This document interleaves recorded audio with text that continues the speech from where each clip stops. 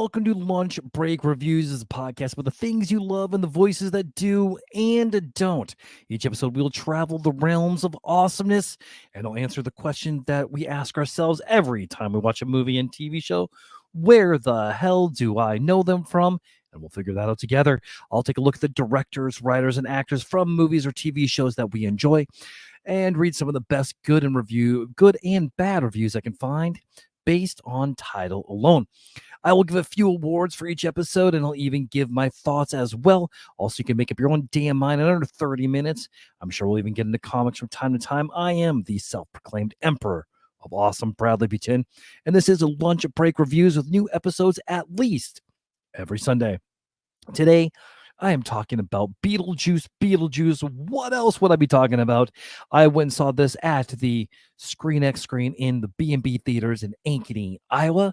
I love the original movie, so it was a natural thing for me to really enjoy this one. And as we'll get into it, my experience with the movie, I had such a great time.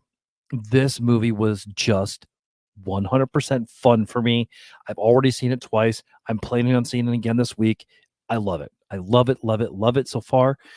Let's see about some of the people that didn't love it. Maybe they'll change my mind. Maybe they'll something I didn't see. If I was to rank this movie right now, I would rank this in probably the 8 or 9. Not perfect, but pretty close.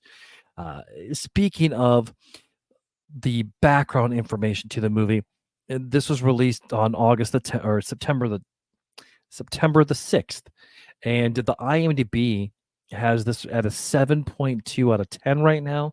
The Rotten Tomato has this at a 76% on the tomato meter and an 82% on the popcorn meter.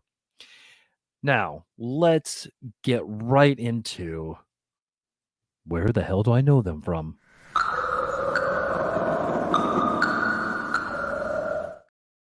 This is directed by Tim Burton, with writing credits are from Alfred Goh, Miles Miller, the story from Alfred Goh, Miles Miller, and Seth Grahame-Smith. And main stars, we all know Michael Keaton's Beetlejuice. We know Winona Ryder, Lydia Dietz, Catherine O'Hara, Delia Dietz, Jenna Ortega, Astrid Dietz, Justin Theroux as Rory, William Dafoe as Wolf Jackson. But those are the main stars. I want to talk a little bit about the lesser known ones. So we're going to take a look at Monica Bellucci's Dolores here and some of her best known works. And she is you know her from Shoot 'Em Up. I love that movie from back in 2007. She was Donna. The Matrix Revolutions. Don't hold that against her. She was Persephone. Melina. She was Melina Scordia, and The Matrix Reloaded, again, Persephone. Some upcoming things. She's got two. She's got Sesta Paris as Monica in Radical Eye, The Life and Times of Tina Modotti. And outside of her, I do want to take a look at Arthur Conti, who plays Jeremy, a newer actor to coming to the scene. And he's only got a couple things. He's got House of Dragon and Beetlejuice on his credits right now, where he was the Queen's page for one episode. I'm sure he'll be getting a lot more work very, very soon. And let's take a look at Santiago Cabrera. He plays Richard. And this guy is one of those, you've seen him in a lot of stuff and didn't realize it. He is from Heroes. He was Isaac Mendez. Transformers Lesson, he was Santos. Big Little Lies, Joseph Bachman. Chi Part 1, Camilo. Neon, he was in that as Oscar. The Flight Attendant, he's Marco in that. He's in 4 episodes. He is Rios in Star Trek Picard. Such a great series. Salvation, he was fantastic in Salvation. He's Darius Tans. He was in the TV series The Musketeers as Aramis. Falcon, he was in Dexter. He was in Covert Affairs, if you want to go back a little bit. He was a Xaber, and even the TV show Merlin, he was Lancelot.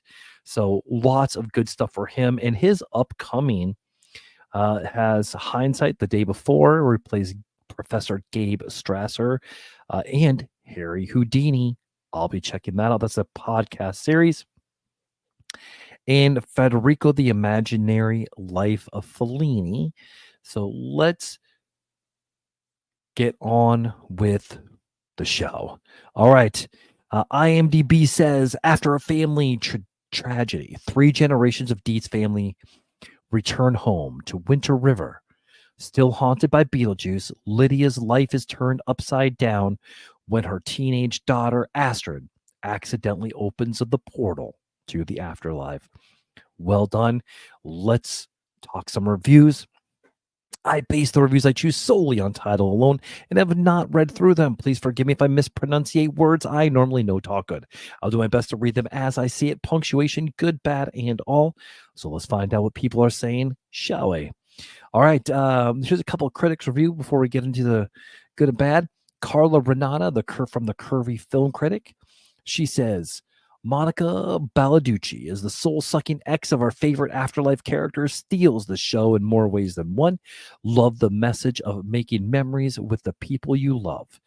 Now made this sequel one you can really sink your teeth into. Jen Adams from Strong Female Antagonist, with gorgeously staged set pieces and an abundance of dark comedic sight gags. Burton is back to what he does best, creating grisly depictions of death and decay that remain charming and still accessible to kids. I agree. Victoria Luxford from City AM. Burton finds an interesting angle for his best film in years. Balances nostalgia with a story that's worth sticking around for. It's great to see one of cinema's truly unique filmmakers go back to his roots. I agree with that as well. Now it's time for some bad reviews. Here we go.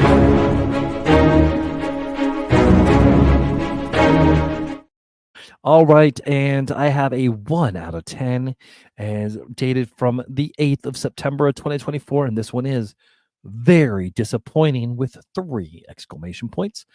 And it can be found on all my reviews can be found on IMDb.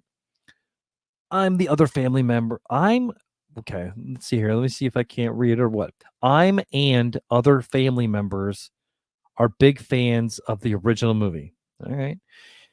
It was very funny and enjoyable, and the characters were great. This movie was a big slap in the face of the first movie. They didn't let Beetlejuice be funny, hardly at all. They created an ex-wife for him who it appears that the only reason she was in the movie is because she dates Tim Burton. She really didn't have much to add to the storyline, but then the writers didn't really give her much to do. The music soundtrack was very boring and the music choices were out of place. The Soul Train, just how long were those disco dancers waiting for this train to arrive? It appears someone rushed this movie out to sell merchandise. Okay, let's keep going. Here's another bad review. All right, warning, spoilers on this one. This is another 1 out of 10 called It's a 0 out of 10 for me from 7 September 2024. Warning, spoilers. This movie is a good reminder for me to only watch horror movies in cinemas. The other genres are usually unwatchable and only worth streaming it on TV. After seeing the actors in the good ratings, I went to see the movie. Beetlejuice is not a comedy and it's not a horror movie. The whole cinema was quiet during the movie, so if it was meant to be funny, this is a prime example how not to do comedy. I don't know. I laughed a lot. Spoiler: nothing happens for at least 40 minutes. After that, you finally get a twist. The girl meets a boy who turns out to be the killer. So I'm thinking something will finally happen, but no. They apply the brakes, push forward a lot of boring mini stories that you don't care about, and they end the storyline too with literally a press of a button. I kind of dug that. I hoped that at least the musical scenes will be awesome, but not. It was just plain boring for the movie part. I was happy the torture is finally over. The only people who are tortured during the movie is not the characters, it's the audience. Ouch. That kind of hurts. All right, let's get into another better one.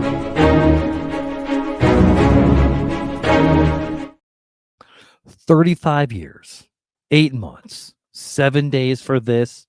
Wow. The 1 out of 10, dated for 7 September 2024. Beetlejuice was a tough one to sit through. The script lacked depth, and it felt like the story was stuck in a bad script department of horrible jokes and uninspired dialogue. I found myself eagerly looking forward to the moments featuring the original cast because they brought the charm and nostalgia that made the first film so memorable. Sadly, the new cast didn't live up to the legacy. It was a missed opportunity to truly revive the magic of the original. Instead, I was left underwhelmed by the shallow plot, and only stayed engaged because of my fondness for the returning cast. Despite the potential, this film utterly felt like a rehash that never quite hit the mark. Okay. P.S. If you're wondering why Jeffrey Jones was not credited in this movie, it's because he got caught by the cops for tons of child blank on his PC back in 2002. Yeah, I think we all know that. All right. With all that, let's check out some good reviews.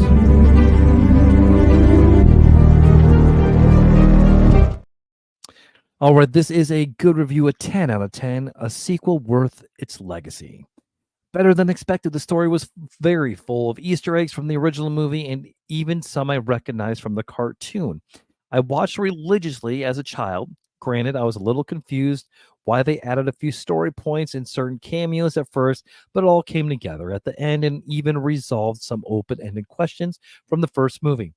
This was a sequel so many years in the making that the anticipation buildup was all satisfied.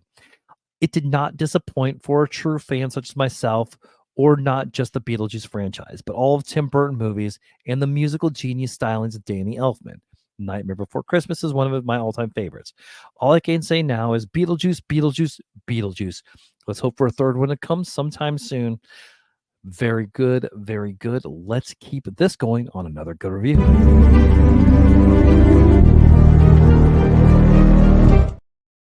All right, this one is called Tim Burton is Back with this awesome sequel, and this is a 10 out of 10, dated for the 5th of September, 2024. It's Thursday, September 5th over here, and not only that, today is the premiere of Beetlejuice in my country, Malaysia, but it's also the 73rd birthday of the legendary Michael Keaton. So I celebrated by watching the sequel, and it's up there with the original. Tim Burton is back with this awesome sequel, and it's super packed with spectacular effects, the coolest characters, dark comedy, awesome score from Danny Elfman, great golden oldies in the soundtrack, and just a whole lot of horrifying fun. Winona Ryder and Catherine O'Hara also reprise their iconic roles as Lydia Dietz and Delia Dietz. There are new characters portrayed by Jenna Ortega, Monica Bellucci, William Dafoe, and Justin Theroux. Jenna Ortega shines. Monica Bellucci is ghoulishness. Catherine O'Hara is crazily great. William Dafoe is awesome. And Winona Ryder rules. In fact, the entire cast is great. But I gotta say, the show stealer for this film is none other than the iconic Michael Keaton as Beetlejuice. It was fun experimenting this in the cinema. And I want to thank everyone for making this fantastic masterpiece. All right, one more good review. This one is Beetlejuice, Beetle from the 6th of September, 2024. First of all, I'm going to say it. I was one of these kids that was born in the mid-90s. I used to always want to watch the first movie whenever I had the chance or whenever they would show it on TV. I used to endlessly watch the TV show on Cartoon Network. I never quite understood how Beetlejuice and Lydia had plenty of adventures together in the cartoons, but in the movie, they are quite opposites. The ending scene makes a small comeback for the TV series as it shows that more is possible between Lydia and Beetlejuice from now on. Hopefully there would be a Beetlejuice 3, but I doubt it. The second installment is a love letter to the original. It had plenty of crazy scenes, and I love the wackiness of the film as well. Practical effects are amazing and a delight to look at. The plot is not perfect, but it's still a very interesting movie. Had a couple of twists and turns, and I was surprisingly caught off guard by some of them. All the characters stay true to each other, and I love how Lydia is dealing with her own teenage self. I would have loved to see more of Dolores, as she has the best scene in any Tim Burton movie. They did Time Burton movie that I've ever watched. Please watch it since I'm not gonna spoil. This is a solid 10 out of 10 movie that I will watch every Halloween from now on. It's incredible. Thank you, Tim Burton, for this beautiful film, and I hope that you keep making awesome movies like this. Special effects are overrated, and I feel like the whole cast and crew really enjoyed putting this movie together. Practical effects are awesome.